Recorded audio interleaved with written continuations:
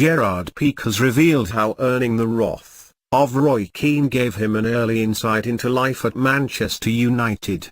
Pique, who arrived at Old Trafford as a youngster from Barcelona, was preparing for a match in the dressing when his mobile phone began to ring.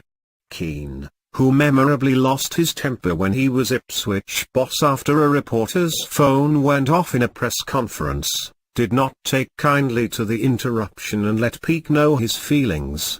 And it is a dressing room dressing down the Spaniard, who returned to the new camp in 2008, remembers well.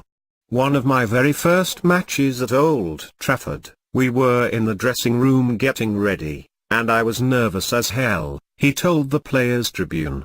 Imagine it, I'm 18 years old, and I'm sitting in that little dressing room putting on my socks next to Ruud van Nistelrooy, Ryan Giggs and Rio Ferdinand.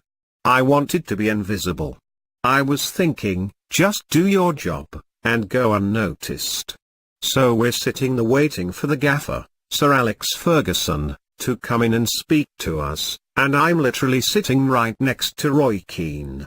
The dressing room is so small that our legs are almost touching. There's no space at all. It's dead quiet. All of a sudden, you could hear this little vibration. Very soft. Roy is looking around the room. I realize it's me. It's my cell phone. I left it on vibrate, and it's in the pocket of my pants, stuffed in the clothes bag that's hanging right behind Roy's head. Roy can't find where the noise is coming from. Now he's looking around the room like a maniac. His eyes are darting everywhere, and he's trying to figure it out. You know the famous scene with Jack Nicholson in The Shining, when he bursts through the door? That's what he looked like. He screams out to everybody, "Whose phone is that?"